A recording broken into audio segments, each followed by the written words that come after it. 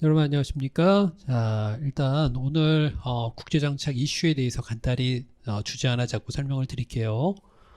여러분들 왜 요새 언론에 많이 보도되고 있는 쿼드라고 들어보셨죠? 미국, 일본, 인도, 호주의 협의체인 쿼드가 오는 12일 첫 정상회담을 개최합니다. 협의체인 쿼드가 오는 12일 화상으로 첫 정상회담을 가집니다. 쿼드라고 얘기하는 건 네 개를 의미하는 그 쿼드가 결국 맞습니다. 네 개 나라를 얘기하는데 보통 일본이 먼저 주도를 했는데 일본 이외에 미국, 그 다음에 호주, 인도 요 네 개 나라가 다이아몬드 같은 모습을 그리지 않겠습니까?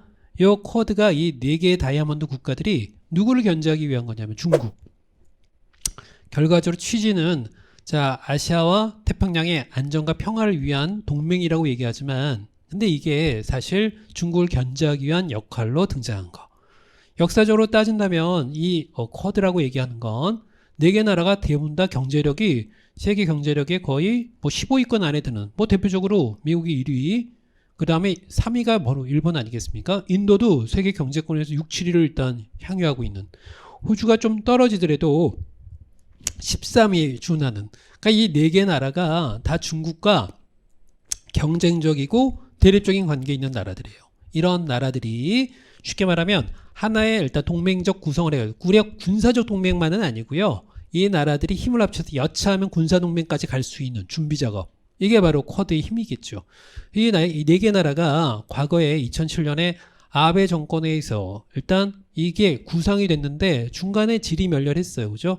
그러니까 이거에 대한 필요성과 그 다음에 국가들의 협조 체제가 조금 미흡해가지고 쿼드에 대한 접근성이 좀 떨어졌다가 이게 중국에 대한 위협론이 부각되고, 여러분 아시잖아요. 중국이 일단 호주를 압박하는 바람에 호주가 이거에 반발. 쉽게 말하면 코로나 사태에 대해서도 그 원인이 중국에 있다는 걸 분명히 밝혔던 호주에 대해서 강력하게 일단 중국이 항의하면서 자, 농업 규제, 쉽게 말하면 수출에 대한 규제, 일반적으로 와인 수입을 뭐 일단 제한하는 등, 그죠?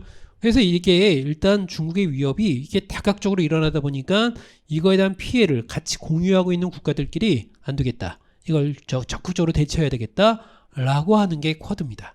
그러니까 쿼드는 그래서 우리가 보통 대화 협력에 대한 의미로서 그냥 뭐 일반적인 용어로 받아들이다가 이게 2020년 8월 31일에 드디어 자, 기구를 일단 발전하게 돼요. 기구라고 얘기하는 건 쉽게 말하면 포럼, 대화 협력체와 그 의미가 다르죠. 왜냐하면 대화 협력체는 구성력이 없어요. 국가들이 대화 협력이라고 얘기하는 건 그냥 만나서 뭐 일단 가볍게 대화하고 대화에 대한 구성력을 커뮤니케, 선언 뭐 이런 걸로 다 발표하는데 상징성만 있지 이걸 구성력이 있다고 얘기 못하는데, 근데 기구에서 나왔던 결과는 조금 다르죠.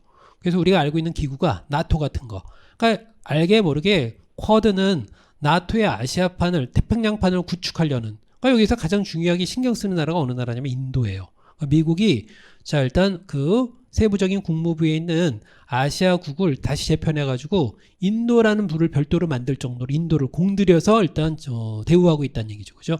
인도는 예전부터 비동맹 국가로서 상징적인 의미를 가지고 있는 나라거든요. 중국과도 국경 분쟁을 통해서 거리가 먼 나라고, 비록 브릭스, 즉, 자, 일단 신흥 국가들의 그 모임에 중요한 국가 역할도 하고 있는 나라고, 그 다음에 AIIB라고 얘기하는 아시아 인프라 투자은행에서 중요한 역할을 하고 있는 나라에서 중국과 협력적 구조를 가지고 있는 나라는 분명한데, 그럼에도 불구하고 뭔지 껄끄러운 관계야. 그죠? 서로 경쟁적 관계이기도 하고, 그 다음에 전략적인 면에서 봐도 자, 중국과 인도는 자, 일단 과거부터 계속 국경 분쟁의 문제로 자, 일단 경쟁적인 리더 국가의 역할을 그대로 일단 답보하고 일단 드러내는 국가들이 있기 때문에 사실 인도를 어떻게 끌어안느냐가 이 자, 쿼드 전략이 굉장히 중요한 거거든요. 그죠? 그러니까 미국은 인도를 달래면서까지 끌어당기려고 노력을 했는데 결국 성공했죠.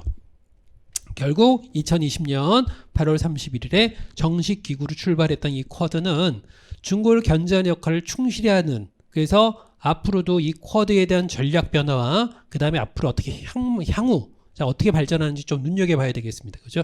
그래서 과거에 트럼프 정권 이후에 나왔던 중국 대리기의 실사판이 바로 이 쿼드예요. 그죠? 근데 이 쿼드가 그대로 머물러 있는 게 아니라 쿼드 플러스라는 걸 일단 더 도출해가지고 이 쿼드 플러스가 뭐냐면 네 개의 민주주의 가치를 공유하는 나라라는 표방했던 그 목적 아래 국가들 하나하나 유입하기 시작하는데 그 첫 번째 대상이 우리나라예요. 그죠? 그리고 뉴질랜드, 베트남. 자, 일단 공통성은 없지만 자, 일단 중국에 대한 견제를 충실히 할 수 있는 나라들을 끌어모은 거지. 베트남은 과거에 전통적으로 중국과 알력 관계예요. 그죠? 쉽게 말하면 영토 분쟁도 있고요. 그리고 중월 전쟁이 70년대 후반에 있을 정도로 두 나라 관계 안 좋지. 뉴질랜드는 뭐 특별한 그런 관계는 아니지만 전통적으로 미국의 파이브 아이즈, 즉 자, 일단 같은 정보를 공유할 수 있는 대표적인 친미 국가예요. 그죠? 그 나라 끌어당기고. 근데 우리나라가 애매한 거지. 그죠? 자, 중국과의 교역이 상당히 우리나라의 경제력에서 중요한 비율을 차지하는데 일단 쿼드 플러스의 초청을 받고 나서 우리나라의 행보가 상당히 애매한 거죠. 그죠? 전폭적으로 여기에 가입하다 보면 당연히 중국을 견제하는 게 노골적으로 드러나는데 중국에 대한 또 여기 보복까지는 아니더라도 우리가 한한령을 통해 가지고 사드 배치 이후에 한 번 크게 일단 경험을 했기 때문에 섣불리 쿼드 플러스에 손을 잡아주기도 힘든 입장이에요. 그죠? 외교적인 어떤 전략적 접근이 필요할 수 있는 시기가 바로 지금입니다. 그죠? 앞으로 쿼드에 대한 전략 방향은 우리가 조금 더 상황을 지켜봐야 되겠지만 여러분들이 주목하실 거는 쿼드 플러스와 더불어서 우리나라의 정책적 방향까지도 폭넓게 보셔야 될 수 있는 논리가 바로 이 쿼드를 통해서 우리가 알아야 될 중요한 시사점입니다. 오늘 간단하게 쿼드에 대한 설명을 드렸는데 나중엔 지도와 그 다음에 앞으로 진행적 과정을 조금 더 기회가 있을 때 보충해서 설명을 드리겠습니다. 자, 고맙습니다.